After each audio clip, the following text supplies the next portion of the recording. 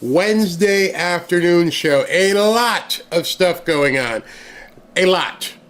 First, we're going to have, looks like J.D. Vance is going to be speaking momentarily. Then, as you know, 1 o'clock, we have Caroline Leavitt, who's going to be talking at the press conference.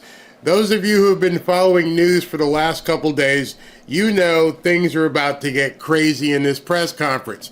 All they're going to talk about, and I can tell you right now, it's going to be question after question after question about Signalgate. That is the new, flavor of the day for the left. I've got a whole show prepared about that. Let's see. I'm going to start everything off right now with President Trump's interview last night on Newsmax. I was not able to show that live because it was blocked, but now I have it. In case you haven't seen it, we're going to play that. I may have to jump once J.D. Vance starts talking. He's going to be talking, looks like at a military base, so I'm excited to see. It looks like a bunch of shoulders, a bunch of soldiers out there. They are indeed got, the helicopter. Beautiful setting, so we're going to cut to that as soon as he starts talking. Or maybe we'll just wait. We'll just see, because there's so much going on, so much content to bring to you. Also, I put up a poll this morning, and this poll was about my interview yesterday with Jaco Booyens. And it was, as many people say, it was stunning. It was stunning, it was shocking, it was graphic. All combined. And as of right now, looks like 7% of people saw it and want to see it again. 39% of you didn't see it at all. That's 46. 46% of the people who watch our channel haven't seen or want to see this video again. Now, I asked that question because I had to take it down from YouTube. YouTube did not want me showing that video. So I had to cut it out, and the rest of the show was there before I got unceremoniously booted for whatever reason. But anyway, I cut it, I've extracted it, and so here's what we're going to do. Ashley pushed me. She said, you got to do this. We're going to put that interview up. We're going to run it as a live show tonight at 10 o'clock. So I'm going to do this show, then we're going to do our normal 7 o'clock 7 o'clock show, and then at 10 p.m. tonight, only on Rumble and X, Rumble and X. We're going to put it on Rumble and X. We're going to show that interview in its entirety. It's about 42 minutes, so with my intro, it'll probably be about an hour. So if you can stay up from 10 to 11, fine. If not, it'll be on Rumble for you to watch on demand in any event. So, that being said, I'm waiting for one of these two, well, actually this first speech to start. He hasn't walked up, so let me start everything this morning by playing it. Maybe I can get in this 10 minutes interview from President Trump last night. Take a listen. Mr. President, it is great to see you. Thank you very much. Yeah. You happy? I don't know about happy. I'm thrilled to be here. We're going to make this a much better country that's suffered greatly over the last 4 years, like nobody can believe, with the border and with the inflation and with all of the horrible things that took place. But we're going to make it great. We had a tremendous 2 months, and I think we're going to make it back where we had it and beyond. President Trump, I want to ask you about something that I think the American people don't know enough about, and that is the attack on you in Butler, Pennsylvania, and the follow-on attack in West Palm Beach. This is something that Dick Cheney said publicly in a video.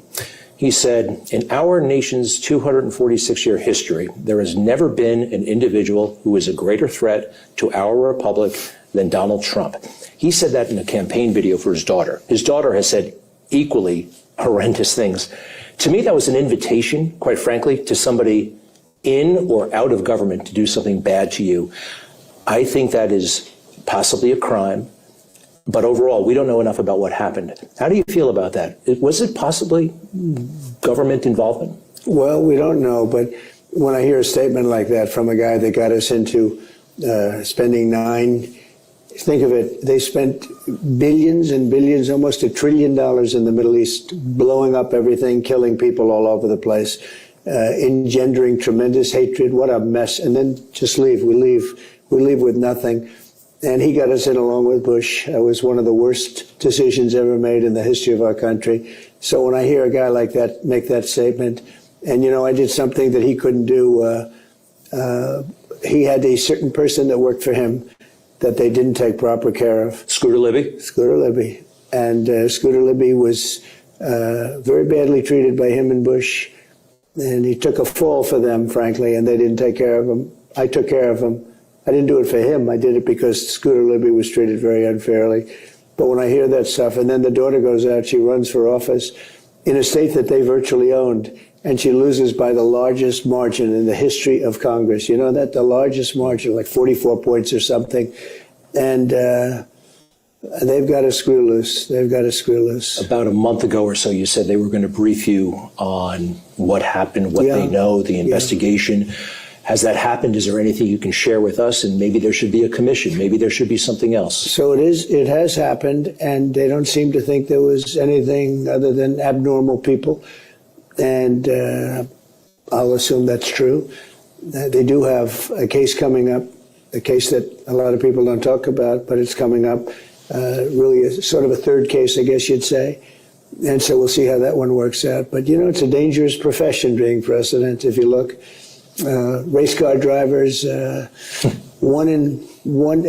of this, 1/10 of 1%. Bull riders, 1/10 of 1%. Presidents, I won't tell you the number, but it's big. Yeah. It's a dangerous profession. Why didn't you tell me this? You could have told me this, please. This would-be assassin crooks had apps that they can't get into, foreign, sophisticated. All right, let's face it, the national security team was using Signal. And I know you just spoke about that. Yeah. Are you concerned, number one, about anybody on your national security team keeping in touch with a guy like Jeffrey Goldberg? So it suggests that perhaps they've been talking to him. Yeah. It suggests, it doesn't guarantee that, but that seemed kind of weird. Yeah, Goldberg's bad news. It's the Atlantic. It's failing. It's probably going to be out of business soon. And it's a terrible magazine. They made up all sorts of stories about me with standing over the graves of soldiers. There's nobody that treats the military better than me, and they treat me well too. They showed that in the election. But they write stories. It's such a disgrace. And there are plenty of others also. But Goldberg's a loser. His magazine's a big loser. And what it was, we believe, is somebody that was on the line with permission, somebody that was with Mike Waltz, worked for Mike Waltz at a lower level, had I guess Goldberg's number or called through the app, and somehow this guy ended up on the call. Now, it wasn't classified, as I understand it. There was no classified information. There was no problem, and the attack was a tremendous success. So I can only go by what I've been told. I wasn't involved in it, but I was told by, and the other people weren't involved at all. But I feel very comfortable. So I want to break in for a second because he just said something very, very critical. This was last night, and then a story broke this morning. He mentioned that there was a guy on the staff who may have been, he didn't say the words that way, but now we know this morning that there was, or it appears, alleged, there seems to have been a plant, a guy, a double agent working against the Trump administration who was in there. And so today I'm going to, after the two speeches and press conferences, it may come up. But you're going to hear the name, I believe his first name is Jeffrey, last name is Wong. Jeffrey Wong, W-O-N-G. I'll check the first name, but his last name is Wong. And they believe he was the guy who added the reporter from The Atlantic on the line. More about that to come. Actually, you were on the phone that day in the golf club. You were on a hard line. Are you concerned? Hey, no more Signal. Or actually, well, I like hard lines, but the best way is to be in the Situation Room or some other room where you're all together, where you don't have. Anytime you have a line, whether it's air or whether it's hard, there's always a risk that people are listening.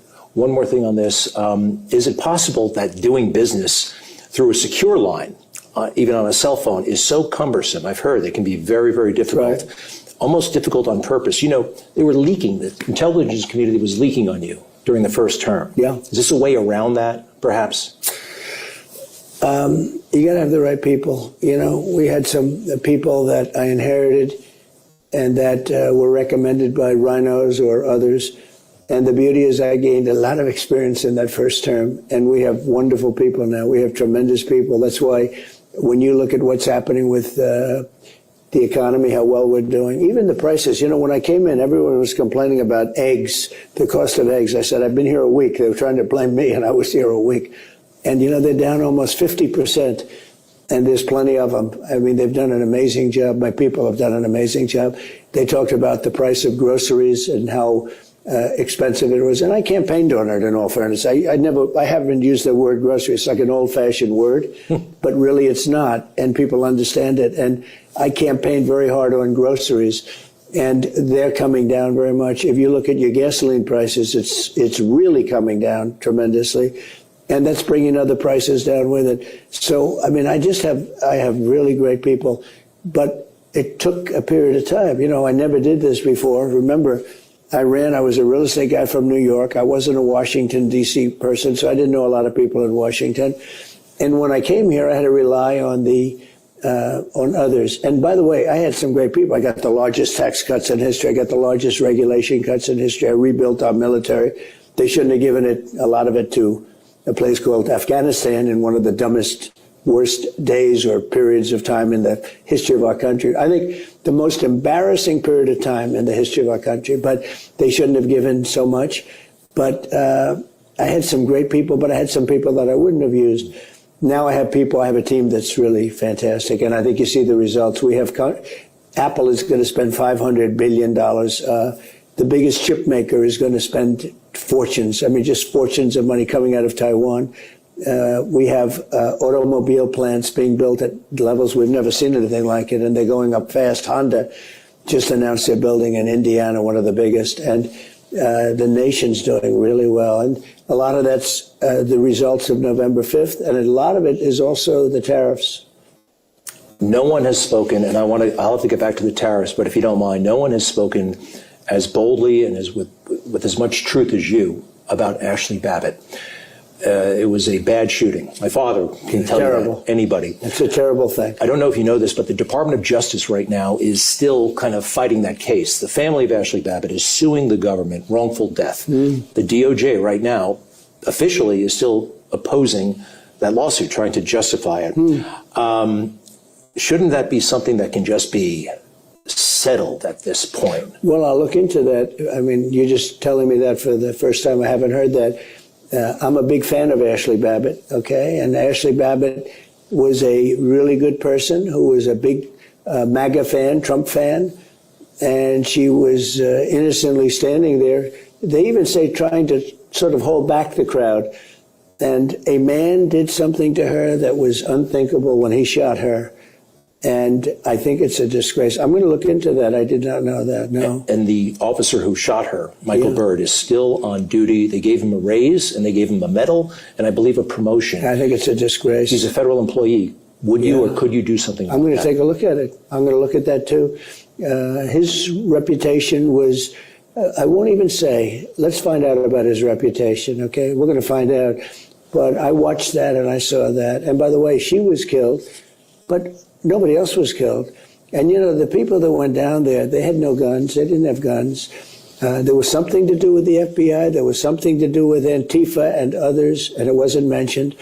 And there's never been a group of people, I think, with the exception of maybe over the years, a couple of groups were treated pretty harshly, but essentially never treated so badly. And as you know, I let them out with pardons. I know you were very happy. I watch your show all the time. You were extremely happy about it. And plenty of other people were too.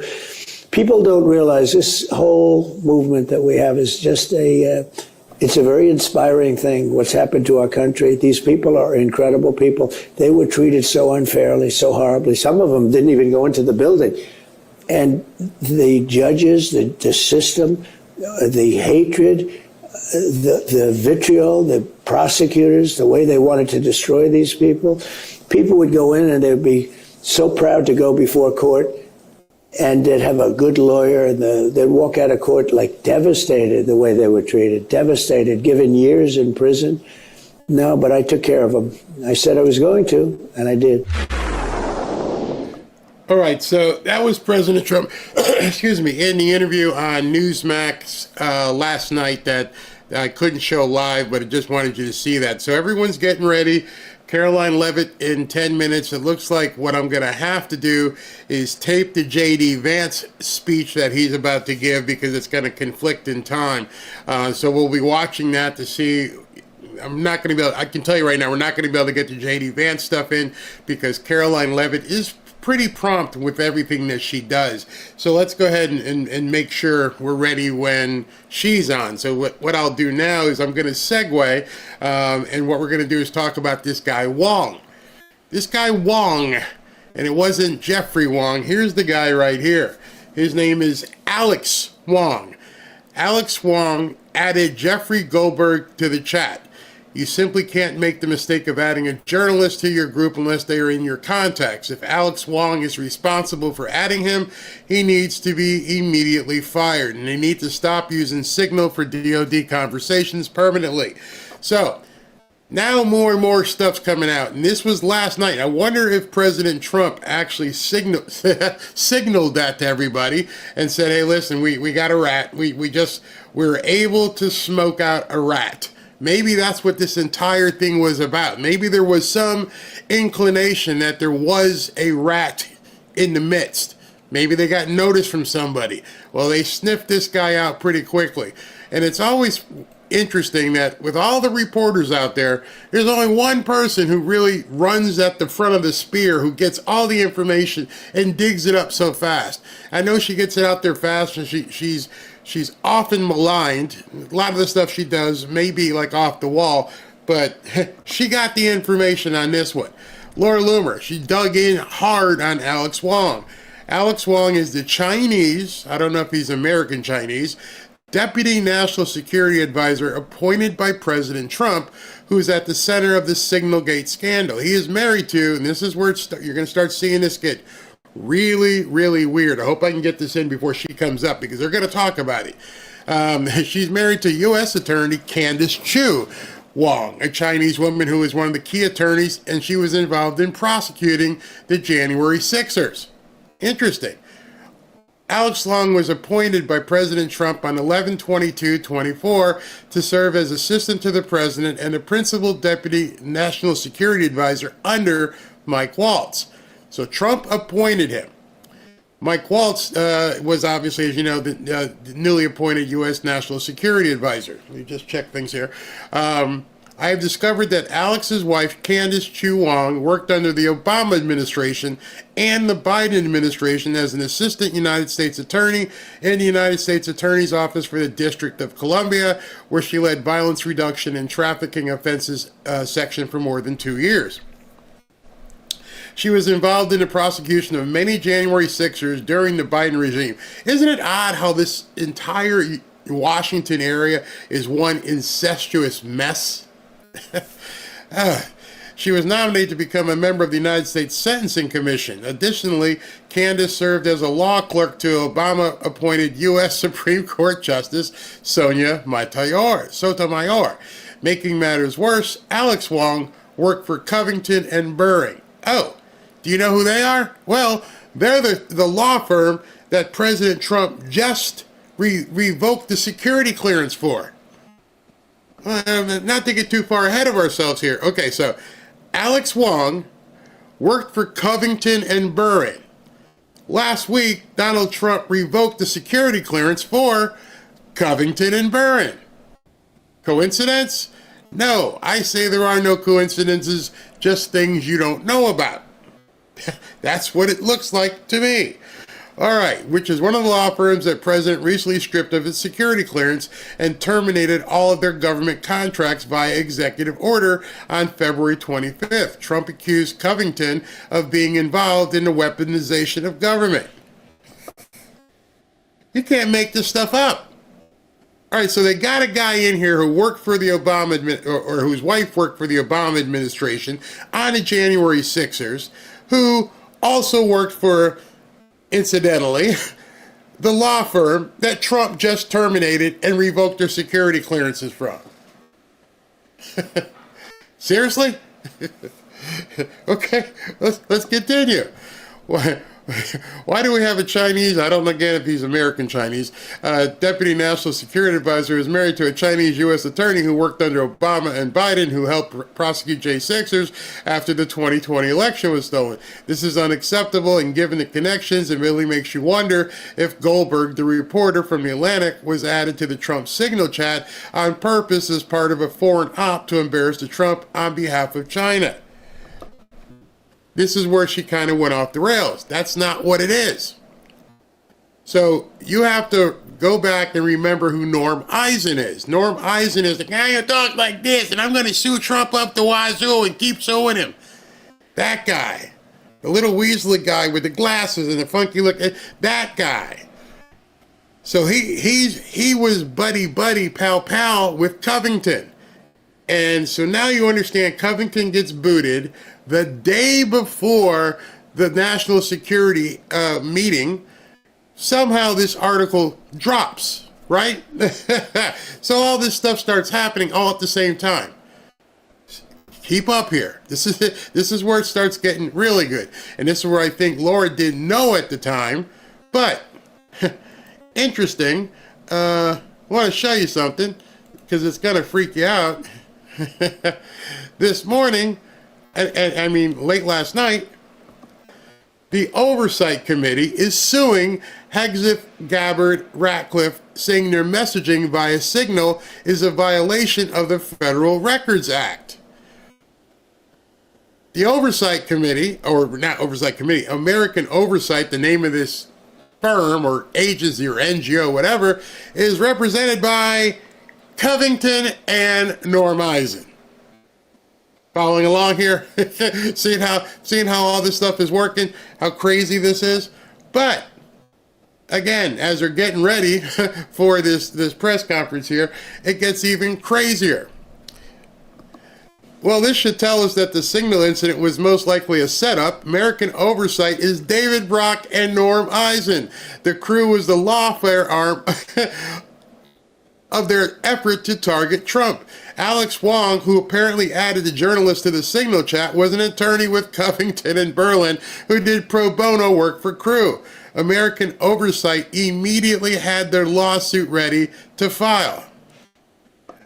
Oh, but it gets better. You're like, Barry, this is something out of a, John Grisham novel. You can't make this stuff up. I'm not making it up. It's completely true. But it gets better. It gets much better to the point where your head's just going to go, oh, you got to be kidding me. You've got to be kidding me. You want to know the punchline? Okay, here comes the punchline. It is a Festivus miracle, as I said earlier. Crooked Judge Bo Asperger, the one who's trying to stop Trump from deporting the Tres Leches, is the one who caught the case. The District of Columbia, notice of electric filing, 3/26/90 a.m., filed on 3/26, American Oversight versus Hegseth. It has been assigned to Judge Bo Asperger.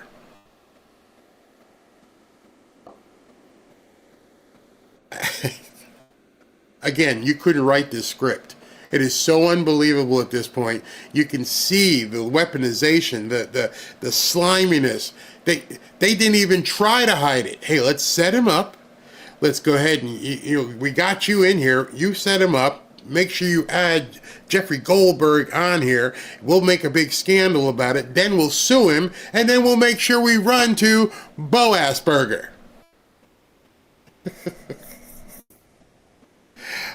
I read this morning and I went, you've got to be kidding me. You have got to be kidding me. This entire thing, and that's why I named it The Eminence Front, it's a put on. If you guys remember the song from The Who back in the day, it's an eminence front, it's a put on. This is a put on. You're putting on, you're pulling my leg here at this point. You expect the American people, many of whom probably don't know any better, you're expecting the American people to believe the sequence of these events just happened. It just happened. There was no coordination. There was no plan. This just happened. All of it. I was born yesterday. I wasn't born last night. None of it makes any sense. You may have indeed been born at night, but you weren't born last night. This is crazy. It lands in the same judge's hands, who's already proven his proclivity for shoving it up Trump. It's insane. So that's why I posted here. And, a lot of people, and I'm talking about it today, I wrote this. I truly feel that martial law is the only answer. It's not going to happen in the courts. The Supreme Courts aren't going to do anything. Congress, why this guy is still even a judge. Mike Johnson can make any kind of threats he wants. You can say whatever you got to do something, and nobody's doing anything. In fact, one of the most insulting things I've ever seen today, after everything that Jasmine Crockett has done in the last 7 days, all the crap that she has done in the last 7 days, and up to including yesterday when she assaulted a reporter. She has police protection to keep reporters away from her. They assigned her police protection. I'm not kidding. Something is really wrong here, and I gotta believe, well, you're gonna hear it in this press conference. This press conference is gonna be question after question after question after Signalgate. I would wonder if President Trump may walk out there today. I don't know. I have no idea if he will, but if ever there was a time, this would be the time for him to walk out there and just say, here's what happened. Here's what they did. We caught them. Please tell me this was an op. Please tell me you didn't have this Chinese or Chinese American appointed who you had to have known who his wife is. You had to have known she prosecuted January 6ers. You had to have known this guy worked with this law firm. You had to have known that Norm Eisen and all these other guys, these snakes out there, had their fangs in them. You had to have known all this. We live in such an era of intrigue and research and data. You had to have known all this. President Trump and his cabinet had to have known there was a rat that he placed there. So you have to back up to November 22nd. How did he place him there November 22nd? He didn't get inaugurated till January 20th. None of this is making sense right now. On its surface, you have to understand, none of this is making any sense. Kyle Seraphin, who we've had on the show, and we hope to have him back again real soon, he posted this. Remember, Kyle is a former FBI agent, FBI whistleblower. He goes, Goldberg of the Atlantic was played. The admin can't admit it, but the distraction has been effective. Check out today's podcast for analysis by Senior Chief. Basically what they're saying, here is the entire chain of this text or whatever, and they're saying there's nothing in it. There's nothing in it like this guy alluded to. So Kyle Seraphin, who I trust because of his contacts in the FBI, he's looked at this and he's saying, I think this was a setup. This was a setup from the beginning. Then you don't normally hear the president and vice president chime in. They're usually above the fray. Well, Trump sometimes will hit you. But this came out by J.D. Vance. It is very clear Goldberg oversold what he had, but one thing in particular really stands out. Remember when he was attacking Radcliffe for blowing the cover for a CIA agent? Turns out Radcliffe was simply naming his chief of staff. And this article here from Taylor Budowich, who's the White House Deputy Chief of Staff, says the Atlantic has already abandoned its BS war plans narrative, and in releasing the full chat, they concede they lied to perpetuate yet another hoax on the American people. What scumbags? So, it's like watching a television show. I don't know what's going on, but now that the Atlantic is on the backstroke here, but yet the media is on full attack, and J.D. Vance had to come out and said, no, this is crazy. And another person who chief of staff, what's his role again? Whose chief of staff is he? White House Deputy Chief of Staff and Cabinet Secretary. The words that this person is using, the Atlantic has already abandoned their BS war plans. What scumbags. I believe John Grisham. What was the other guy? The guy who wrote Born Identity. This stuff is serious spy level stuff. And so I gotta believe there was a trap set here, and somebody walked dead into the trap. And by them filing that lawsuit ASAP means this entire thing was set up. There is no way that they didn't have this already in place, this lawsuit already written. They knew where they were going with it because they got it in front of Bo Asperger. Yeah. Basically the same thing they were doing to President Trump on his first presidency. They're doing it all over again. Exactly. It could be a Tom Clancy novel too. The guy who wrote, what's his name? He wrote the Born Identity. You guys can look that up. But he writes this kind of stuff. It's crazy. I don't like how they interrogated Tulsi, and it made me want to snap. So I got a clip. We obviously don't have time to play it until what's her name? What do we got here? Let me go ahead and take this on. Let's listen to this. Classified, when it was declassified, if that happened. Those were questions that were deferred to the defense secretary in the hearings yesterday. So I imagine we're going to see another round of that. And later on, also expecting to hear from the vice president in that speech at Quantico. He was supposed to make his remarks earlier this morning, got delayed a little bit. We were initially told that the briefing was going to happen after his remarks, but it sounds like it's going to happen in just a few moments here. So we will have this for you first, it seems, guys. I mean, Jackie, lots of opportunities so far that we've had today to hear directly from White House officials, including, obviously, the hearing earlier on Capitol Hill. Now we're about to hear from the press secretary and the vice president. As far as what we've heard from President Trump today, and do we know if there's any plans to hear from him directly speaking to the American public? He's got an event this afternoon, a Women's Day event. So we do expect to hear something from the president, but the forum that happens in, whether there's going to be a crowd, whether it's appropriate for him to take questions. We don't really know what the makeup of that event is going to look like, or if he's going to get into this substantively.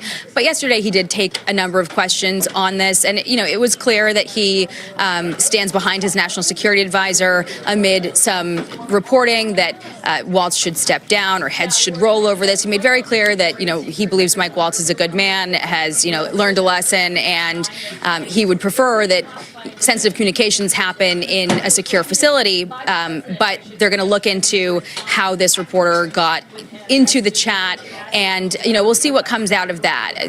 Elon Musk, apparently his team is looking into this. Waltz said in his interview last night on Laura Ingram's show that they're having the best technical minds basically take a look at how this reporter got into the chat. So maybe some news there later on, guys. All right, lots of questions. Jackie Heinrich, we are going to be listening for that briefing. As soon as it begins, we'll take our viewers there. Thank you.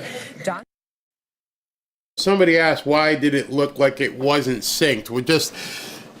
We're streaming, and streaming according to your strength of your connection, the strength of my connection, the strength of the Fox connection, the different feeds and everything else. We haven't advanced to the point yet where everything streams at the same frame rate and everything else. So that's why that you might see a little bit of a Chinese movie type thing going on, because that's just how it is. But you're hearing the message, so it might be off a frame or two. So anyway, Robert Ludlum was the name. Thank you very much. And the swamp is deep, thick, and evil.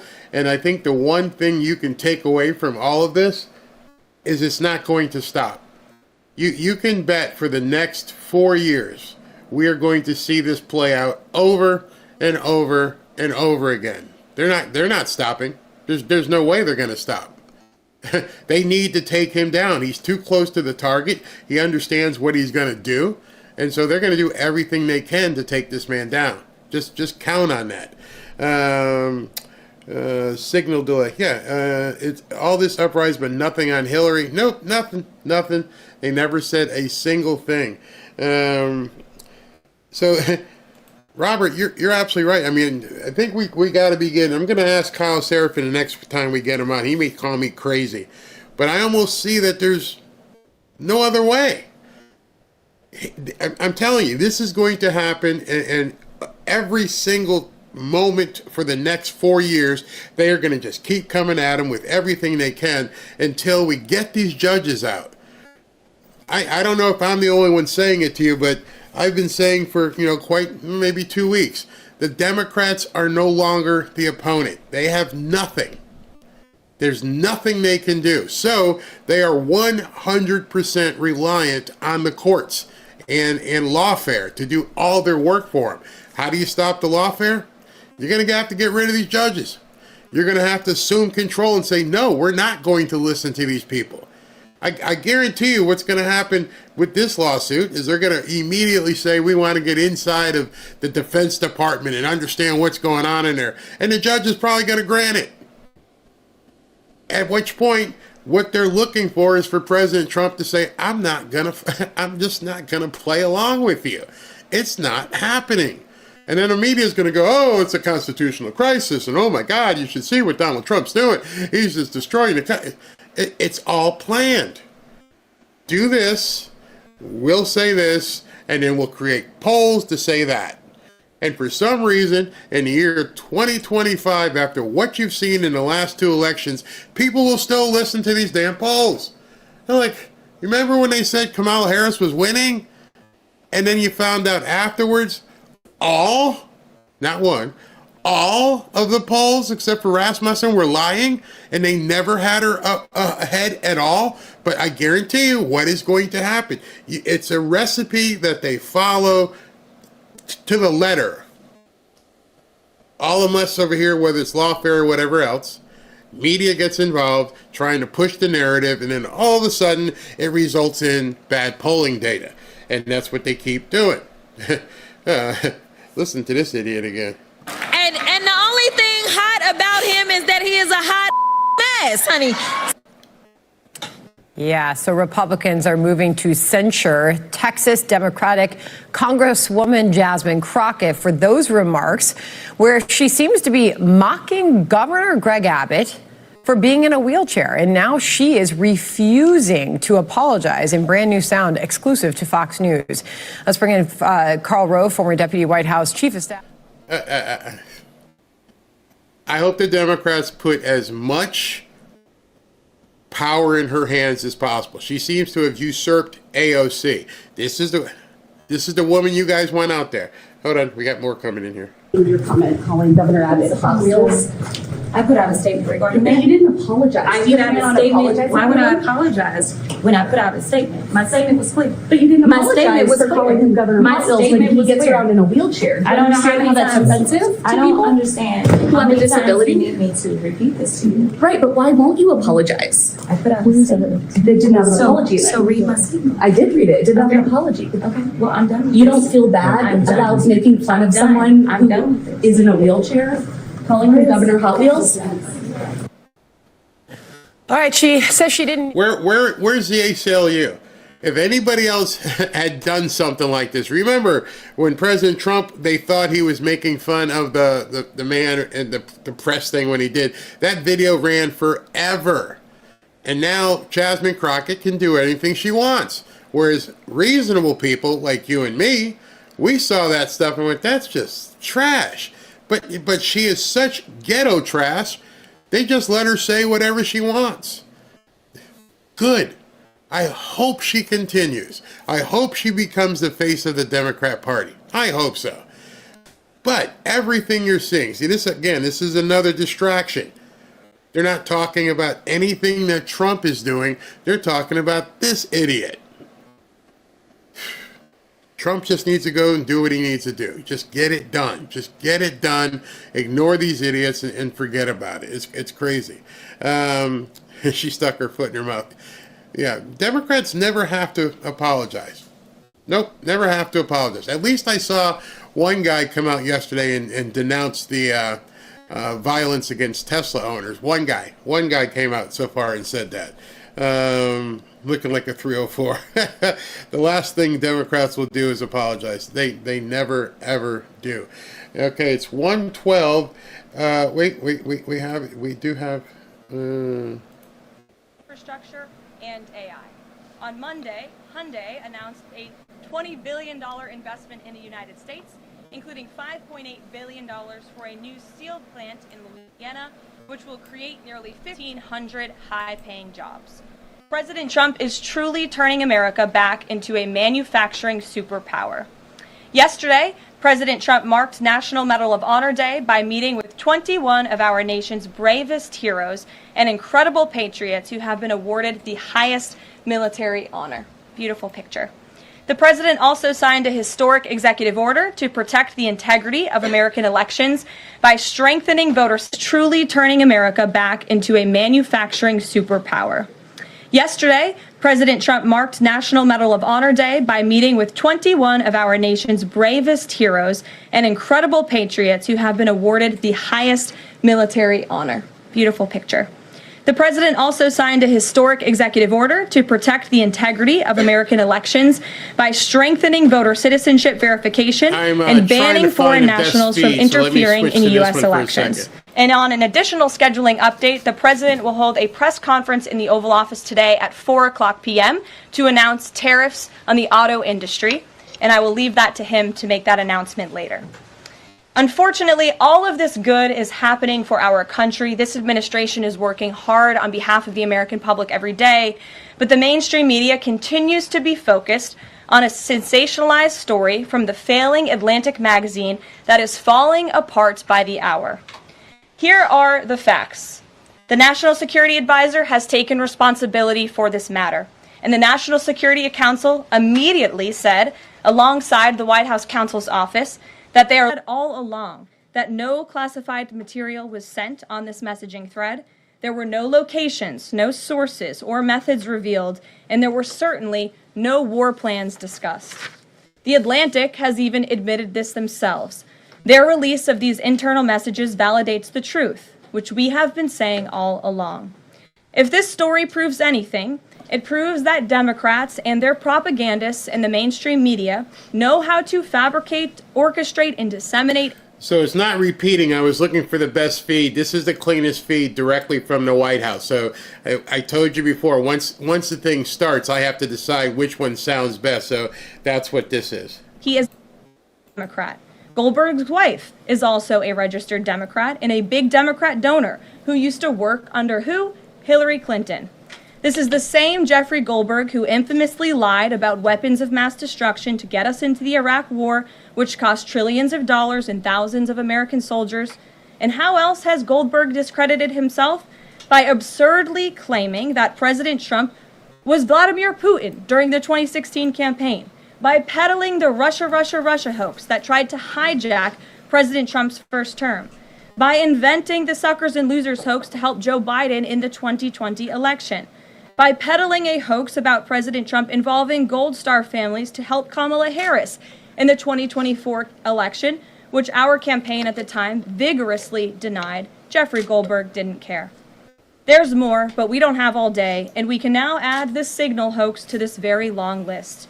The real story here is the overwhelming success of President Trump's decisive military action against Houthi terrorists.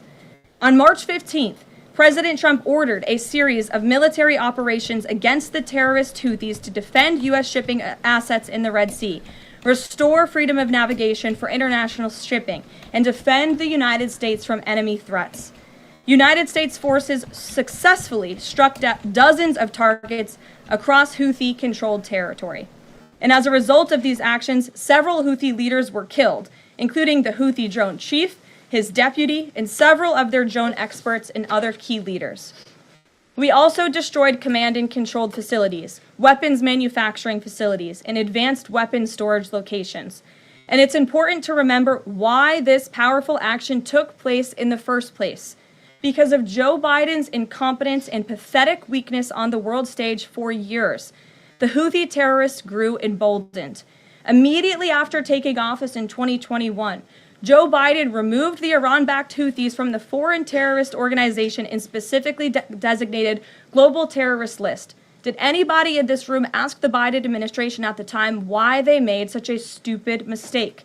This reckless action undid the designation put in place by President Trump during his first term, and what followed was predictable and devastating. The Houthis targeted U.S. military ships and aircraft, hit commercial ships, including U.S. flagged vessels, threatened our personnel overseas, and attacked our allies in the region. This resulted in more than a year of U.S. flagged commercial ships being prevented from safely sailing through the Suez Canal, the Red Sea, and the Gulf of Aden. This had a massive negative impact on global trade of the economic security of the United States. Joe Biden was the commander-in-chief, and he sat on his hands while the United States of America was bullied and embarrassed by terrorists. President Trump and his team are putting a stop to these threats and restoring American strength around the world. The Trump peace through strength approach means no terrorist force will stop American commercial and naval vessels from freely sailing the waterways of the world. But unfortunately, this is not what the Democrats and the media want to talk about. They are focused on a coordinated campaign to try and sow chaos in this White House. And this has been the most successful first 2 months of any administration ever, which is exactly why they are doing this. We are not going to bend in the face of this insincere outrage. And here's just one example of how bad faith the Democrats' criticisms are. Democrat Senator Mark Warner is hysterical over the use of Signal, which is an approved decrypted app, and the killing of Houthi terrorists. But Senator Warner himself used Signal to work with a lobbyist for a Russian oligarch to connect the disgraced Steele dossier author who started the Russia hoax, which Jeffrey Goldberg later reported on. How ironic. We're not going to lose focus of the bottom line, which is that Joe Biden's weakness enabled and emboldened Houthi terrorists, and President Trump's strength and resolve eliminated those terrorists. Here in our new media seat today, we have Lindsay Keith. She is the managing editor for Merit TV and serves as their White House correspondent. Merit TV launched 1 year ago and creates and distributes content across diverse platforms. We're glad to have you with us, Lindsay. Please kick us off. I appreciate it and this opportunity for Merit TV. 2 questions, if I may. One on Signal, one on the economy. Sure. On Signal, how comfortable is the president with what was shared so far now that the chain has been released? The president's view on all of this remains the same today as it did yesterday. And I think it speaks volumes about the leadership of this president that he went directly to all of you, members of the press corps. He was asked, do you want someone else to go out and do a briefing? And he said, no, I will tackle this story. I will discuss it. The people need to hear from me about the situation. And so his thoughts on this remained the same today. He has placed great trust in his national security team. And as for the usage of Signal, as the president said yesterday, as the CIA director has testified under oath, this is an approved app. It's an encrypted app. The Department of Defense, the Department of State, the CIA has it loaded onto government phones because it is the most secure and efficient way to communicate. As for, again, the original situation in this messaging thread, the National Security Council, the White House counsel's office continues to look in to how this mistake, which the National Security Advisor has owned, occurred, and the president has ensured they are doing that. On the economy, consumer confidence hit a 4-year low this month. Can you help explain to the American people how tariffs will help them in the long run? Yeah, absolutely, and I'm grateful for the question. The American public will hear later this afternoon from the president directly on the topic of tariffs. And as you all know, April 2nd day, President Trump has proudly dubbed it Liberation Day for our country. What he means by that is it will be a day where the United States of America will no longer be ripped off by nations around this world. It will be a day where Americans finally see free and fair trade practices restored. We are no longer going to allow our allies, our competitors, and our adversaries to take advantage of American workers. And if you think about your hometown in the state that you grew up, Main Street looks a lot different today than it did many years ago. And President Trump wants to restore America as a manufacturing superpower around the globe. He wants products to be made right here in in our great country with great, hardworking American hands that will ultimately result in higher wages and more money in the pockets of the American people. And he's also, in addition to tariffs, also determined to pass tax cuts later this year, as he did successfully in his first term, to put even more money back into the pockets of hardworking Americans. Peter. Caroline, if I can ask you very quickly about the information we've seen, just to set the predicate to all this. Has the president been briefed and physically seen he's seen all the details of the chat as printed by the Atlantic? I just spoke to the president about it, yes. Okay. Then let me ask you, if I can, very quickly. In the chat, Pete Hegseth, the defense secretary, details F-18s, Tomahawks, so some of the weapons that were used. He details the timing involved for this, all of which occurred 31 minutes before, as he says, F-18s would launch. The DoD manual details classified information as significant military plans, saying that is secret, that's classified. So what about, there are no methods, there are no sources, but that's not what determines what's classified. So what is it about what Pete Hegseth wrote that makes you say this is not classified? Well, it's not just me saying that, Peter. It's the Secretary of Defense himself who is saying this as well. And he put out a very strong statement earlier today listing all of the things that were not included in that message that he sent to the group. And again, this message, there was no classified information transmitted. There were no war plans discussed. Why did the Atlantic downgrade their allegation about war plans to attack plans? They're now playing word games because they know this was sensationalist spin from a reporter who is well known for doing this. We have said all along no war plans were discussed, no classified material was sent. You have the Secretary of Defense saying that. You have the Director of the CIA, the Director of National Intelligence, the FBI Director, all testifying to that under oath, and they should be trusted with that. To be clear, Americans can make the decision for themselves, but whether is the Sure. you said it's not war plans. Would you characterize these as military plans, military operation plans? I would characterize this messaging thread as a policy discussion, a sensitive policy discussion, surely, amongst high-level cabinet officials and senior staff. And I'm so glad, Peter, that you said the American public can decide for themselves, because I think the American public should decide for themselves based on the outcome of this operation. And what happened in this operation? Terrorists that were allowed to run wild by the Biden administration were killed because of the direction and the determination of this president and his team. And this message also shows, this messaging thread also proved that President Trump has an incredibly dynamic team who is working incredibly hard, flying all over the world to secure world peace and to fix up the foreign policy crises that the previous administration left for this team to inherit. So to be clear, we all in this room and around the country would agree that we're glad no American service members were harmed, and we're glad that the mission was a success. We'll stipulate that. But the president said that Pete Hegseth said none of this was classified. So given the president has seen it now, and given the president understands that significant military plans are deemed classified as secret, how does the president view none of this, which details times and weapons and more, as being not classified? I've already been asked and answered this question. The president's thoughts on this remain the same today as they were yesterday, On what basis, as I'm well as the Secretary of Defense. This question has been asked and answered. There was no classified material discussed. Jackie. On what basis I was asking? Go ahead, Jackie. Thank you, Caroline.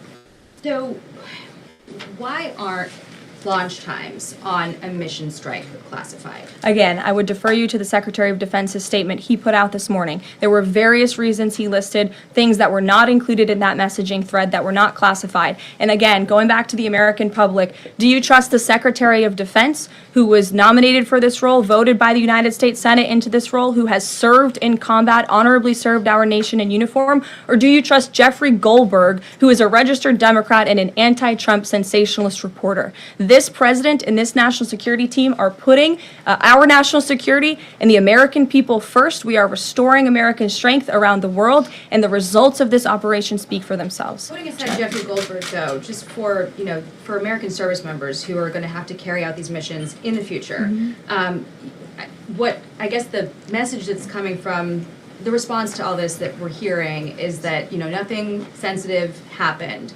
And I guess the logical conclusion of that is that if these messages had gone out publicly prior to the launch, that wouldn't have been a risk to service members. I don't know that they're comfortable with that. So can you explain, had these messages been published, would the plans have moved forward? Would the launch have still taken off? What I can tell you is that the President, as the Commander-in-Chief of our United States Armed Forces, and Secretary Pete Hegseth, who is an incredible man and a warfighter himself, take the lives of our American service members with the utmost responsibility, and they would never do anything intentionally to put their lives at risk. And again, they are working hard on that every single day, and we are protecting our service members while also restoring peace throughout this globe.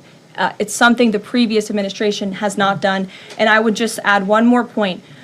We are not going to be lectured about national security and American troops by Democrats and the mainstream media who turned the other cheek when the Biden administration, because of their incompetence, left 13 service members dead in Afghanistan, and not a single person in the previous administration was held accountable for that botched withdrawal. Joe Biden said, in fact, it was a great operation. That is despicable. It's unacceptable to this president and this Secretary of Defense. The National Security Advisor has taken responsibility for this inadvertent number being added to the messaging thread.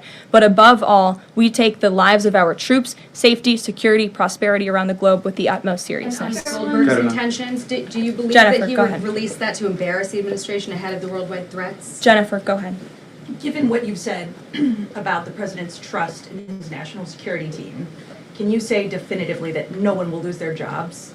No one will lose their job at all because of this signal situation? What I can say definitively is what I just spoke to the president about, and he continues to have confidence in his national security team. Caroline, one more. Can I ask one more, Karen? On the targets in Yemen on March 15th, can you say were 100% of the targets that were planned for March 15th, were they all destroyed? Because that would be an indication if some of them were moved or they were not all hit, that maybe perhaps some of the enemies were able to get some of the information in that signal. What I can say about the operation is what the Department of Defense has put out there. I would refer to them for any further operational details. But there have been more than 100 strikes conducted against Houthi targets, and they have hit key Houthi leaders, air defense systems, command and control nodes, headquarters, weapons manufacturing and storage facilities. And these operations will continue until the freedom of navigation in our seas is restored and U.S. shipping can safely transmit without the fear of attack. And again, we believe that this has been a very successful operation thus far, and it will continue until this administration feels it no longer has to, and these terrorists have been taken out, which again is something the previous administration should have done, but they didn't, and now we've inherited this crisis. Stephen. Thank you, Caroline. I'd like to clarify something about the investigation and also ask about some conservative commentary. On the investigation, Mike Waltz said last night that he had spoken to Elon Musk about figuring out how Jeffrey Goldberg's number got in his phone. You mentioned the NSC and the White House counsel's office investigating. Can you just clarify who is investigating, who's leading that, and also Dave Portnoy, who endorsed President Trump, said today that he thinks that Mike Waltz should leave. Could you respond to that? Sure. Great respect for Dave Portnoy, but I just answered that previous question from Jennifer. As for your original question about who's looking into the messaging thread, the National Security Council, the White House counsel's office, and also, yes, Elon Musk's team. Elon Musk has offered to put his technical experts on this to figure out how this number was inadvertently added to the chat. Again, to take responsibility and ensure this can never happen again. Caroline, I have two questions. One on a follow-up on something you just said. But since we have these messages released, and you said that the president has now personally reviewed them, at the chat at one point, Pete Hegseth wrote 14-15 strike drones on target, and in all caps he said, "This is when the first bombs will definitely drop." Does the president feel that he was misled by his national security advisors, whoever it was that told him there was no classified information in there, now that he's seen these messages? I've now been asked and answered this question 3 times by the both of you, and I've given you my answer. The president feels the same today as he did yesterday. Okay. Philip. I might follow up on what you had just said. No, go ahead, Philip. Caitlin, I'm not taking your follow-up. Philip, go ahead. I have a follow-up on something you just said, though, Caroline. Caitlin, I'm not taking your follow-up. Philip, go ahead. I have called on you. Thank you. The Vice President seemed to express some frustration that Europe wasn't doing more to police waterways in their backyard, noting in that signal thread that 40% of European trade goes through the Suez Canal. Does the president share that opinion and frustration? And then going forward, should the Europeans be responsible for policing that waterway? Well, the president was asked this question yesterday by the pool in the cabinet room, and he answered this question. He said yes, he believes that Europe has been, as the vice president put it, freeloading on the backs of American taxpayers and off the backs of the United States of America, and he wants to ensure that Europe pays their fair share. He's always been very honest and upfront about that, and I think the vice president shares those concerns with him as well. And then one more. Sure. Enlisted soldiers, sailors, and Marines would face consequences if they shared this type of information inadvertently with a reporter. Can you tell us more why the president is so willing to give Mike Waltz a mulligan here? Again, I have now been asked and answered the same question using different language multiple times. If anybody has another question, there's a lot of different things going on in the world.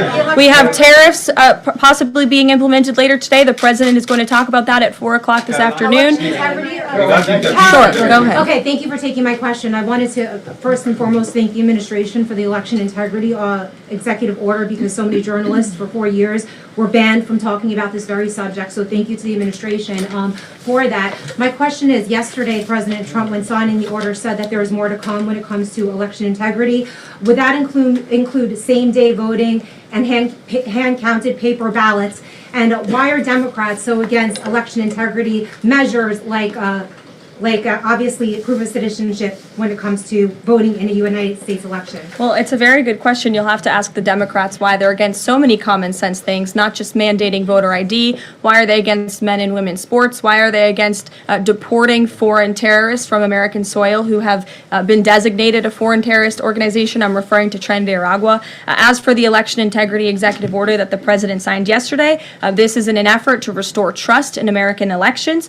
There were more than 10 steps taken, 10 executive actions taken throughout this one order. It directs the department, or the attorney general rather, in Homeland Security to prevent non-citizens from any involvement in administering elections. There's also another host of actions. We can provide the fact sheet for you, but it's a very strong election integrity executive order, and the president would also like to see Congress do something about this very important issue. Sure, go ahead. Caroline, the Republicans and Democrats alike have been expressing some concern about the frequency with which senior Trump officials have been using the Signal app. Has there been discussion, or will there be a review about how often they use Signal, and if you could explain to us how they might be considering other applications to get away from something like this happening again? Sure. Well, again, first of all, Signal has been an approved app for government use. It's an encrypted app, and as I said, it's the most safe and efficient way of communicating, especially when people can't be in a skiff or inside a room physically together. I think, as the president said yesterday, he wishes that everybody could be in the room, and it's our goal to ensure that everybody can be. But again, no classified information was discussed in this chat, and any time classified information is discussed amongst high-level officials across this administration, secure lines of communication are used, including, by the way, our special envoy, Steve Witkoff, who I understand the Wall Street Journal erroneously reported that he was on this Signal chat on a personal device while in Moscow. That is absolutely false. Steve Witkoff did not have his personal device, nor did he have his government device with him. He was given a classified, protected server by the United States government, and he was very careful about his communications when he was in Russia. So rest assured to the American public, this administration is taking every precaution when it comes to protecting our national security. And that's why the American people reelected this president, because they know that our national security is in good hands with the President of the United States. Speaking of the Vice President, I understand he's going to be speaking any moment now. I would hate to counter-program the Vice President of the United States. You'll also hear from the President at 3 o'clock. He will be honoring women's history at the Women's History Month celebration. We have a lot of great women across our cabinet who will be in attendance, so we'll see you all there. And then you'll also hear from the President again at 4 o'clock when he talks about tariffs. So plenty of time for more questions. Sorry it's a bit shorter today, guys. We'll see you later. So I'm not getting a lunch today is what she just said. So J.D. Vance is going to talk now, and then President Trump is going to talk at 3 o'clock for Women's Day or whatever, Women's Month, and then at 4 o'clock he's got a press conference. It's 1:30 right now, so whew, a lot of stuff going on. Lots of stuff going on. So before we talk about Man, it's crazy. Absolutely crazy what goes on in these press conferences. We're going to talk about what we just watched in 1 second, but right now let me talk to you about Patriot Addict and their wonderful, absolutely wonderful Trump knives. You guys who have gotten them, you've seen it. I just want to talk about it. No script or anything else. Folks, Trump is finally back in office, and it's only going to get better from here as a celebration. Patriot Addict is sending our free Trump red knives to people who voted for Trump. Just scan the QR code over here to get yours now. This is just their way of saying thank you for supporting him and being part of this moment in history. Normally this knife right here, once I pull it out of its very secure container and I get it out of here, this knife normally retails for $70. But you can get it right now just for the cost of shipping, which is $13.99. Just go ahead and scan the QR code over here to apply a 100% off coupon and claim your Trump knife today before they're all gone. So those of you who have gotten it, you guys know this is a well-made knife. It is not some flimsy knife. It is pretty big. I'm a big guy. You can see my hands. That's about, I'd say, about 10 inches in terms of from the base of my hand to my finger, so it's a big knife. It comes with a seat belt. You know, you can cut a seat belt if you get stuck, and it's also got a protruding thing to break a window if you need to. So it's a really good knife, really good knife. So if you guys want a knife for free, absolutely for free, be careful. Be careful with this thing. It is very, very sharp. Very sharp indeed. So if you want to go ahead and grab that, just go ahead and scan that QR code on the screen, and you just have to pay the shipping. Shipping is $13.99, and you'll be all set. So that being said, what I'm going to do real quick here, as I'm looking at everything going on, because J.D. Vance, I believe, is getting ready to talk. Give me 90 seconds so I can switch feeds, so I can get that up so when he comes on. Welcome back to Fanfare with Barry Cunningham. All right, that was Trump Doral down in Miami. I got the feeds ready. So, excuse me, when J.D. Vance comes on, if they're covering it, we'll have it. But let's go back to that press conference, shall we? I told you before it started, all it was going to be was about Signalgate. Somebody had posted in here, I'm going to explain this so you guys know the answer. You hear the same question 4 or 5 times, and you know you've heard it 4 or 5 times. Caroline Leavitt knows she's heard it 4 or 5 times, and people are asking, why do you keep asking the same damn questions?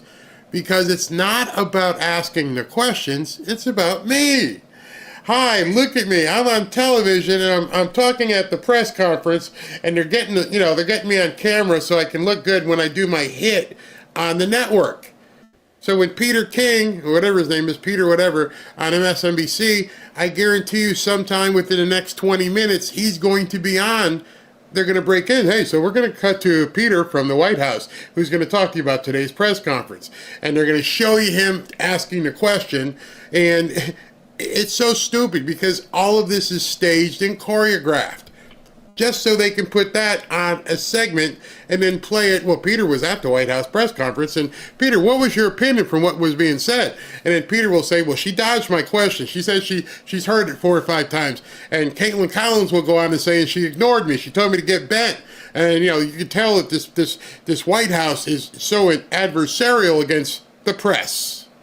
But they leave out the other 5 times everybody else asked the same damn question. They know they're asking the same question over again. They know full well that they're asking the same question over again. They don't care, because it's not about the press conference. It's about what the narrative they're going to spin. Guarantee you, Caitlin Collins is going to tell everybody tonight that, hey, she ignored me. She keeps ignoring me. She keeps treating me like trash. When everybody knows exactly what happened who watched the actual press conference. But not everybody is available at 1:30 on a weekday in the middle of the afternoon. That's what happens. So I'm looking around. I don't see on either feed them taking this press conference. So I'm going to not press conference, but J.D. Vance's speech. And if they don't take it, we'll just talk, and I got some other stuff to move on to. And then what I'm probably going to do, because President Trump's coming on again at 3, is I'll probably shut this down.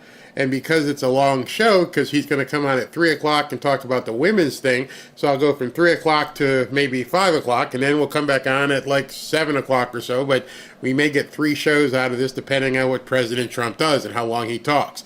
But in any event, now you know the reason why they ask these questions over and over again. Now it's appearing more and more. I think you're seeing this. This was all a setup. It was contrived. It was choreographed.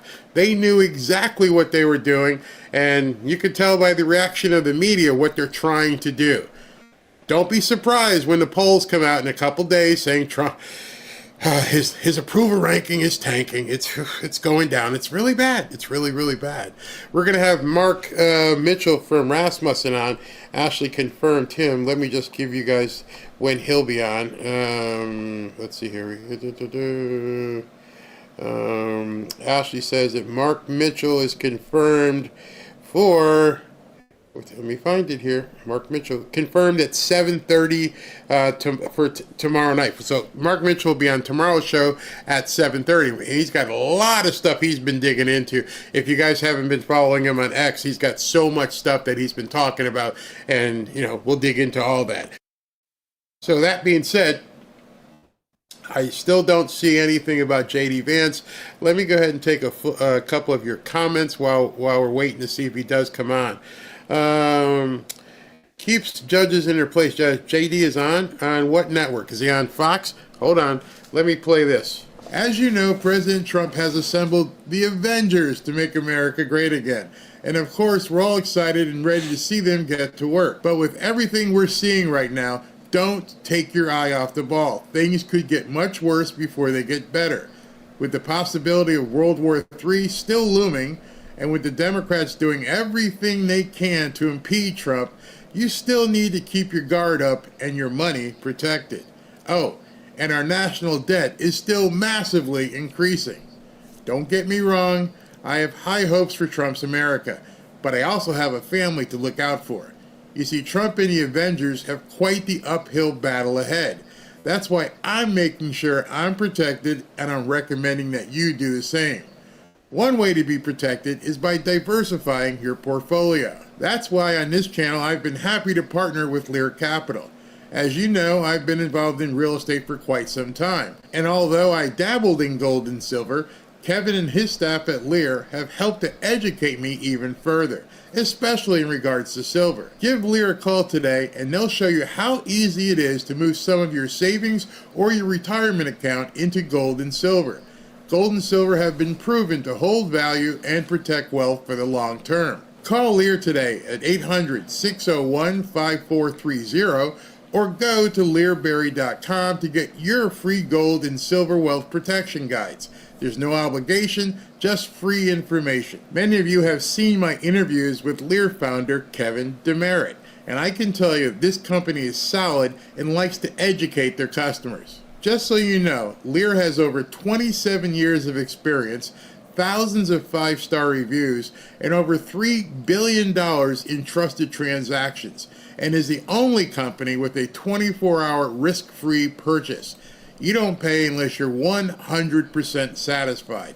So call 800-601-5430 or go to learberry.com. And when you call, don't forget to ask how you can get up to $15,000 in bonus gold or silver with a qualifying purchase. So if you'd like to take advantage of this opportunity, please call my friends at Lear Capital at 800-601-5430 and tell them Barry sent you. All right, so I checked all the feeds that I get, and he was not on my feeds. And Nell, as some idiot says, Barry likes to hear himself talking. No, as much as I may like to hear myself talk, no, I did not see any feed that I carried. Was he on? So what I'm going to do is, the easiest thing to do at this point would be to find the recording, post live, and then I can bring that to you, and we can watch that later. So before I sign off today, since we've been going here. Let me finish with what I was doing earlier. I wanted to show you a couple things that happened at a press conference this morning where they were trying to, basically interrogate the craziness that they were doing with Tulsi Gabbard and John Radcliffe. Check this out. There's so much talk about this Atlantic article and about things that were said and that could have happened instead of a focus on what did happen. So my responsibility as CIA director, one of its responsibilities is to kill terrorists. And that's exactly what I did along with President Trump's excellent national security team. That's what we should be focused on. With regard to that article, I also would appreciate the opportunity to relay the fact that yesterday I spent 4 hours answering questions from senators as a result of that article that were intimating that I transmitted classified information because there were hidden messages. Those messages were revealed today and revealed that I did not transmit classified information and that the reporter, who I don't know, I think intentionally intended it to indicate that. That reporter also indicated that I had released the name of an undercover CIA operative in that signal chat. In fact, I had released the name of my chief of staff, who is not operating undercover. That was deliberately false and misleading, and I appreciate the opportunity to reflect that my answers haven't changed. I used an appropriate channel to communicate sensitive information. It was permissible to do so. I didn't transfer any classified information. And at the end of the day, what is most important is that the mission was a remarkable success, is what everyone should be focused on here, because that's what did happen, not what possibly could have happened. National security. If you noticed during the press conference, I don't know if it was Jackie Heinrich from Fox, one of the ladies up front, so it was Jackie, and she asked her, what if this had happened? And what if that had happened?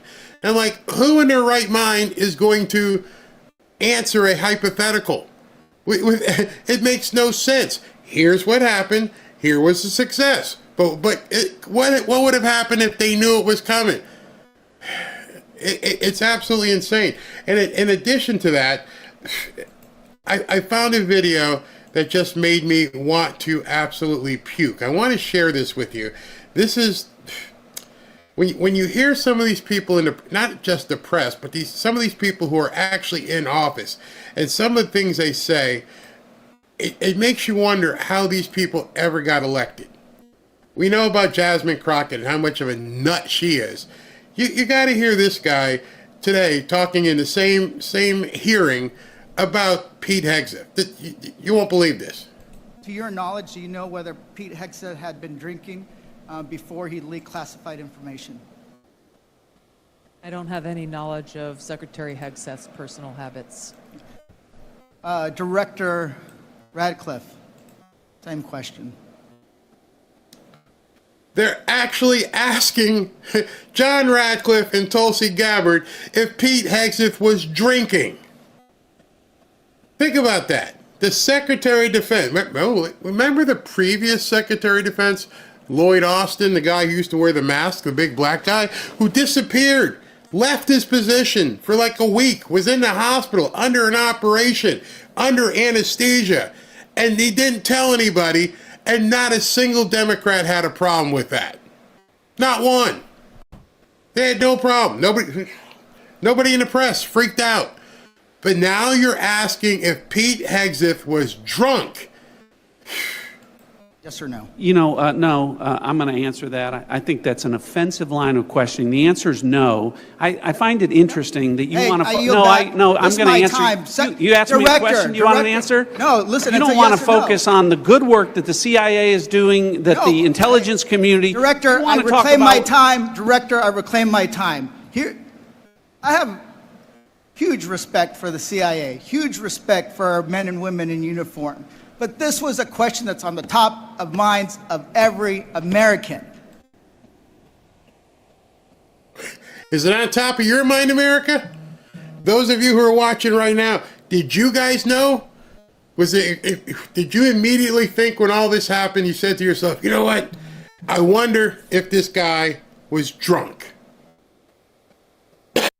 Did you think to yourself, Pete Hegseth and all this stuff in the Signalgate, he must have been drunk?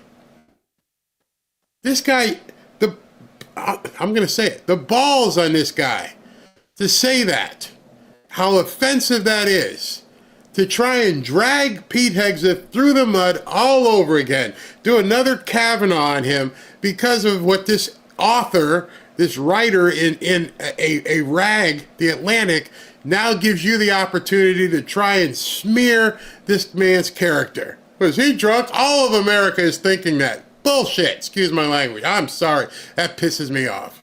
Right? He stood in front of a podium in Europe holding a drink. So, of course, we want to know if his performance is compromised. If people were asking if the General Austin was compromised because of a heart issue. Was his performance compromised because of a successful I yield strike? back, Mr. I bring my You want to know? reclaim my You want to time. talk about I accepting reclaim my responsibility? time. Do you think I you should reclaim accept my time, responsibility Mr. for a Chairman. successful Let me ask- strike to make Americans safer? I You want to reclaim my focus time. on. I don't understand how these people go with this reclaim my time BS.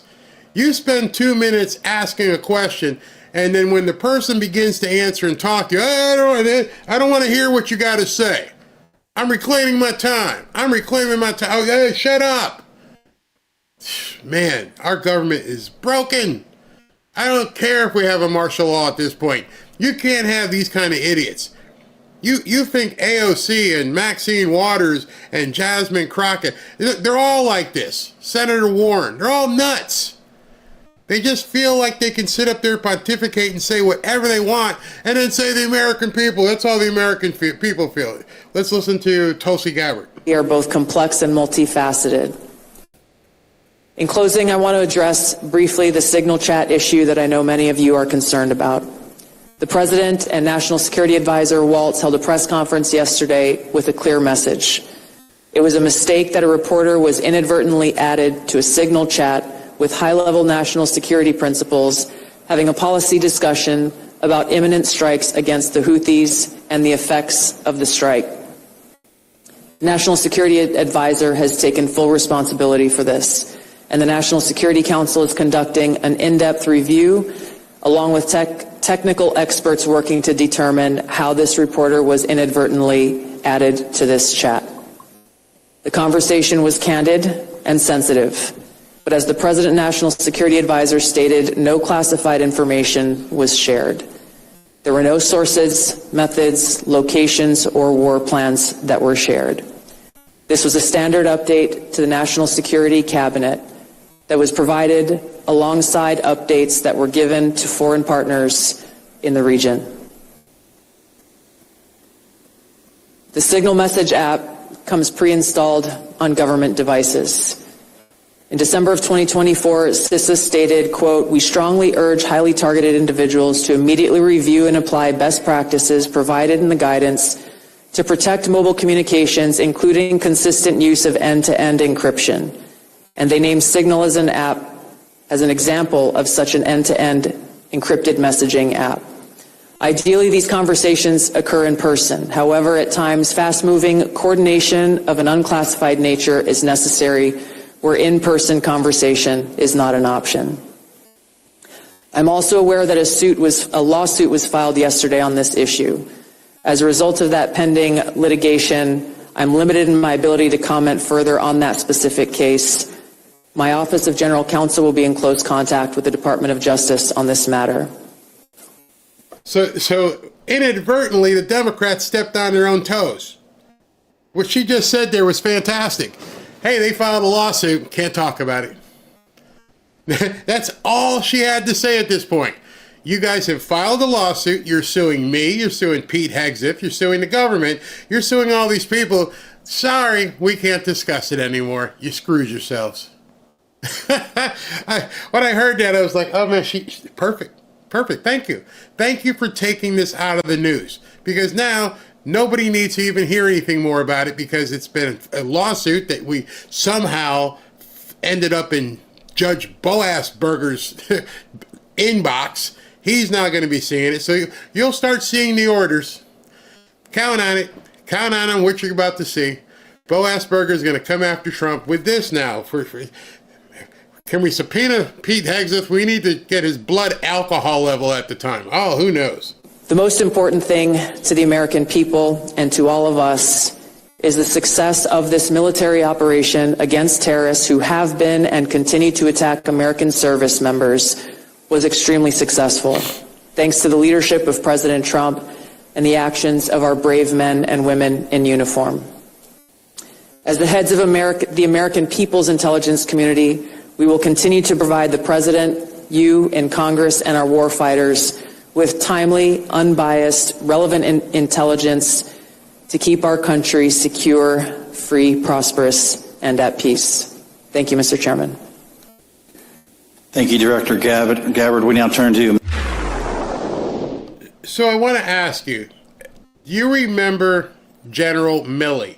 General Milley was the guy, in case you don't remember it, I'll be the first to tell you. General Milley was a traitor, an absolute scumbag who worked in the Trump administration. Milley was the one who said, and I quote, "Yes, I am sharing information with the Chinese." Do you guys remember that? He was chairman of the Joint Chiefs of Staff. Listen, let's walk down memory lane for a second here, shall we? Chinese thought wrongly that the United States was going to attack them. I am certain, guaranteed certain, that President Trump had no intent to attack. And it was my task to make sure I communicated that. And the purpose was to de-escalate, calm things down. You shared all that earlier, I understand. And as part of that... Just say, did you or did you not tell him that if we were going to attack, you would let him know? As part of that conversation, I said, General Lee, there's not going to be a war, there's not going to be an attack between great powers. And if there was, the tensions would build up. There'd be calls going back and forth from all kinds of senior officials. I said, hell, General Lee, I'll probably give you a call, but we're not going... I'm sorry. He wasn't even talking about using Signal. He just flat out said, hey, if we're going to attack, I'll give you a call. Did you remember any Democrats crying about that? He actually said in an open hearing, we're not talking about in some chat message. He actually said in an open hearing, I'll give him a call myself. I'll let you know if we're going to attack. Going to attack you. Trust me, we're not going to attack you. These are two great powers, and I am doing my best to transmit the president's intent, President Trump's intent, to ensure that the American people are protected from an incident that could escalate. I understand your intent, but I think you articulating that you would tell him, you would give him a call, I think is worthy of your resignation. I just think that's against our country, that you would give our number one adversary that information and tell him that. Nobody complained. Nobody was in the press conference asking anybody about it. Hey, should we fire this guy? Should we get rid of him? Nope, nobody said anything. He's a great guy. General Milley, traitor. You guys called him a hero. Anonymous posted this. Anonymous, I'm sorry. Their lawsuit has no chance in hell. You are completely correct, but that's not the reason for the lawsuit. The reason for the lawsuit is, once again, to slow Trump down, to get them off their game, having to answer for this instead of working on that. To get the media talking about, which they dutifully did today, kept talking about this instead of doing something about that. It is absolutely insane. And so I'm not even trying to engage in whataboutism. My objective for even showing you that thing about Milley is that this is a nothing burger. It's an absolute nothing burger. Was it a mistake? Could have been a mistake. Could have been a setup. Who knows? But in any event, it doesn't matter. You don't want to make sure it doesn't happen again, both ways. They need to make sure there's no more moles in the midst, no more snakes sliding around, number one. And number two, if it was a mistake by adding the guy, then you got to make sure that doesn't happen again. But in any event, it's over. and they want to make it a congressional. It's a chaos. Oh my God, was he drinking? Were there women involved? Was he doing something and he took his eye off the ball? These people are crazy. It's crazy. When you have a D by your name, you never get in trouble. Yeah, they put guards up in front of Jasmine Crockett today. She actually had a police escort. Insane. So it's 1:30 right now. Actually, no, it's 2 o'clock. We've been on for an hour and a half. Trump's coming on at 3 o'clock, and then he's got a 4 o'clock press conference. So before we wrap up today, let me go ahead and tell you about what's been really, really helping me a lot that I want to, where is this here? Bring this up. All right, so let me remove this comment and talk to you about this real quick. Where's this comment? All right, bam, ching, ching, boom, boom. Do this. I don't know about you, but I've cleaned up my diet just like a lot of other Americans are beginning to eat better because, you know, we just want to feel better. But I have aches and pains from playing football. My knees hurt sometimes from sitting in this chair for 2 or 3 hours. My back can hurt. So we've done different things to change our diet, but sometimes the pain doesn't just go away. And we've also worked very hard to remove certain harsh chemicals from our homes, right? So we've done all that to make sure that we're doing everything better, but once in a while, things still happen. And because those things still happen, we need to be able to do something about it. So let me just tell you something about CB Distillery. Wait a minute. Oh my God. I'm having a computer issue again. Wait, 1 second. I may have to restart this. And then it'll be a second and I can restart this. And so it won't be any worse for wear. And nobody will know the difference when they see it. Man, this stuff kind of is a pain in the butt. The technology, my friends. We all, what just happened? Did my camera just go away? Oh, there I am. Okay. Whatever that was, it happened and I am back. God, sorry. So sorry. This kind of stuff happens. It drives me absolutely crazy when this happens. All right. So let me restart where I was. Ding! So I was saying we all cleaned up our diets, we removed all these harsh chemicals from our homes. So why are we still relying on outdated remedies for our health? Let me tell you about the highest quality CBD from CB Distillery.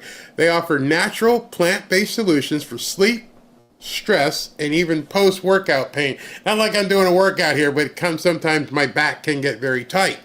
It actually works too. Get this, 90% of people report better sleep with CBD, and I can tell you personally, I have a lack of pain. That's a big deal, and if you're battling daily stress or trying to ease that nagging pain after exercise, CB Distillery has solutions for that too.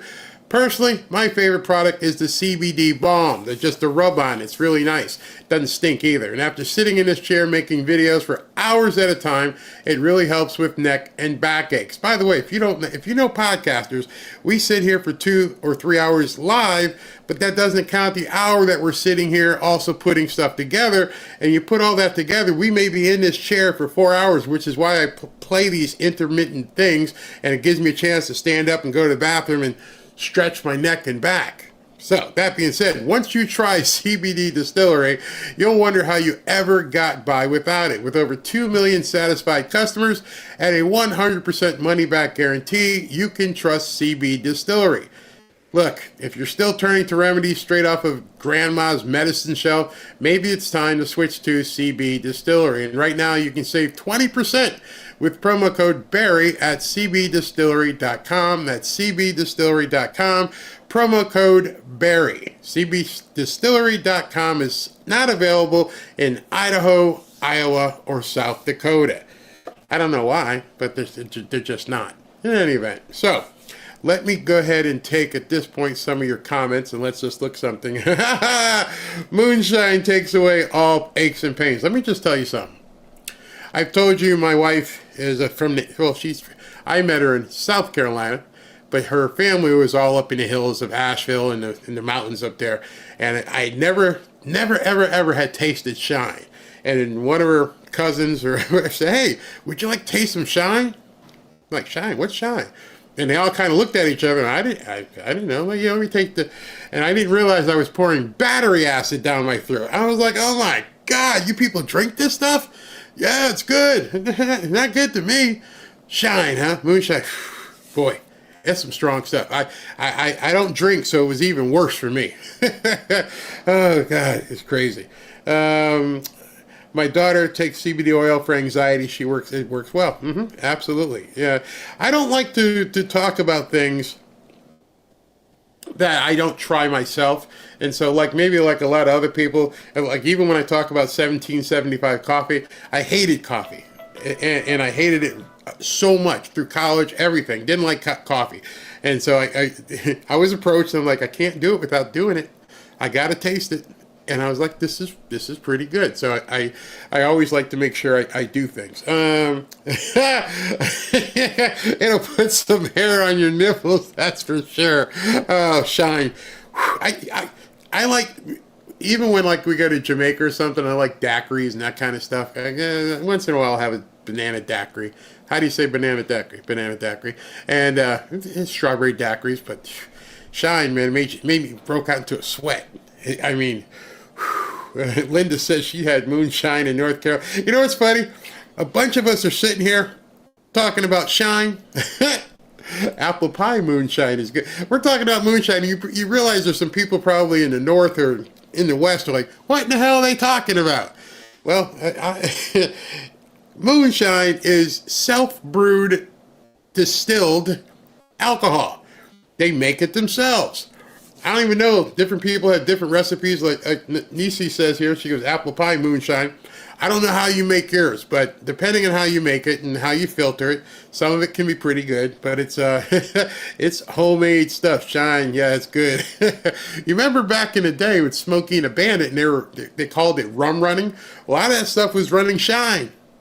And they would people up in the mountains would sell that shine. They loved it. People back then didn't have the money to buy alcohol, or there were no places for them to buy it, so they learned how to make their own. That's what it was. I saw something on X where a judge was going to rule against Trump trying to cure cancer. Wow, my great uncle was a moonshiner from West Virginia. I didn't know we was going to start talking about shine. So Pete Hegseth just spoke on Fox. So what I'm going to do, I'm going to cut right now, and what I'll do is I'll go get the JD Vance speech. I'll put that together.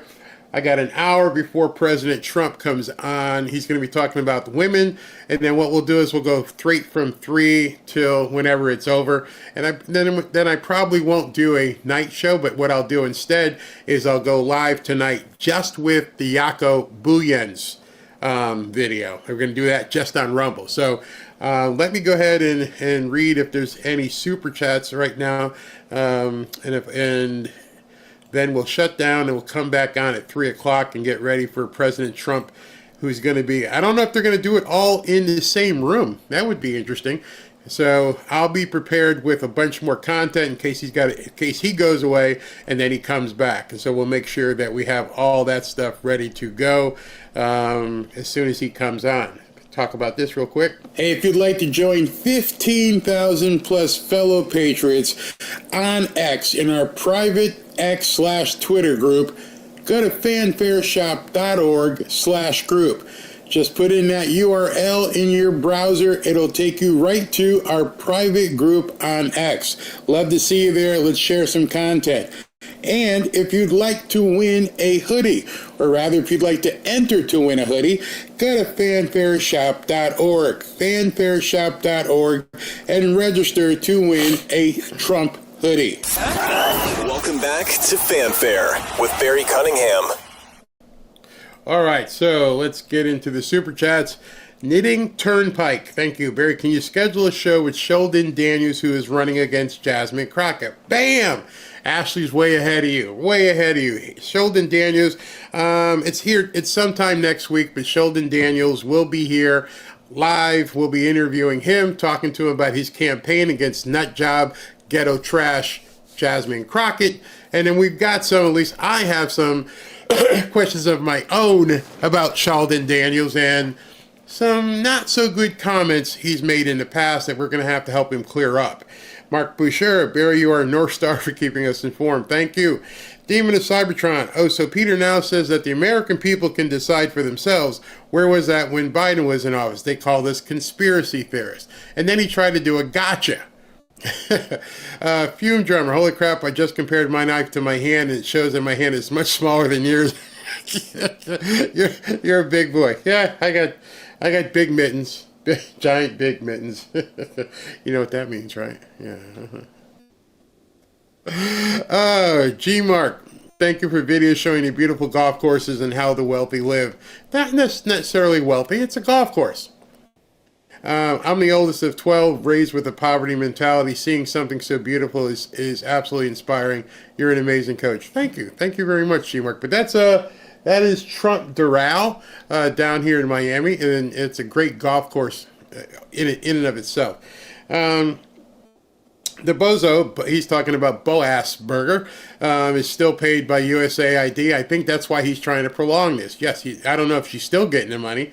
Ernest Spencer, I was having a great day in sunny South Carolina, then the Democrats screw it up. Yeah, they'll do that. Rakasan Raider, thank you. Daylight, thank you. Nicholas Lamonicus, how are you doing? Barry, the events in the last couple of days show how we are misled by the government media in 1963 up to today. I'm 68 and saw it all. We know they lie. Yes, they lie constantly. They don't seem to have any problem in doing so either. Right to your face. Charito Rivera says, and this is something I got to get a martial law expert, because I truly feel at this point that martial law is where we're headed. And I know a lot of people think martial law means you're confined in your homes and things of that nature. I don't think it's going to be that. I think it's going to be a seizure of the government. And I'd like to, maybe Kyle can help us with that, but I'd love to talk about that. My papa in Mississippi had a still. My dad and uncle became cops out in Mississippi. My uncle worked for the ABC and went after shiners. Interesting history. Wow, Maximus, you had like both sides covered. You had both sides covered just in case. Yeah, well, having it still, I would love to see that. I wouldn't really drink from it because I can't, it's too strong, but I would just love to see the whole process and how it's made. There was a show on, I think A&E or something, that had people doing that. It was pretty interesting, definitely pretty interesting. So right now it's 2:15. I'm not going to put the after show on for one reason, because the after show goes for 30 minutes. It would take me to 2:45, and then I wouldn't have time to get ready for the 3 o'clock show. So I'm going to just shut down now, invite you all back here. You'll see a notification go up at 3 o'clock for Trump's, let's call it Trump Hour. He's going to come on at 3 if he's on time. If not, it's going to be 3:15. And I'll be prepared in case they don't do it live. If they do their thing where they show things after it happens, I'll get the JD speech. I'll get Pete Hegseth's, whatever he said on the news. I'll get all those clips. I'll put those together. You guys can see them. And then whatever time Trump comes on, we'll be ready for that. And then if he has to go down, we'll have some content. And then at 4 o'clock when he has his press conference about even more tariffs, that's going to be, wow, even more tariffs. I will definitely bring that to you too. So expect our 3 o'clock show may be long. We may end up being here from, say, 3 o'clock to maybe 5:36. So it's going to serve as my afternoon show, my evening show, because don't make any sense to come out at 3 and go to 5:30 and then turn back on at 7. So 3 o'clock, we're going to get back here. We're going to rehuddle. We're going to look at some content. We're going to see some news, what's going on. We're going to hear Trump speak twice. Trump will be speaking to the women, and he will be speaking about tariffs. So we got him twice. And then we'll give away some hoodies. And then tonight we'll do a live show just on Rumble. And it'll be live and recorded, because I'll introduce it, and then we'll play the interview with Jaco Booyens. So, Booyens. So that in any regard, that's where we are right now. And so I am going to see you guys in just a little while. It's 2:17. Let's look at 3 o'clock, and I'll make sure that I'm ready for that. So we'll talk to you guys in about, let's say, 45 minutes, all right? And let's see, what can I play to take us out there? Well, oh, I know what I can play. Where are my boys at? Where are my boys at? Yeah, this will take us out. Everybody they know, they gon' vote for Donald Trump, that's the way it goes. All over America, all over the USA, they voted for Donald Trump, that's what I'm trying to say. Election is over, everyone can see. Donald Trump is now the president of your country. Election is over, everyone can see. Donald Trump is now the president of your country. I want to make America great again. Woo! I want to lower the taxes. I want to bring all American business back from overseas back to the USA, baby. There we go. Ooh, yeah. Donald Trump is now president of your country. Election is over. Everybody can see. Donald Trump is now the president of your country. Election is over. Everyone can see. Donald Trump is now the president of your country.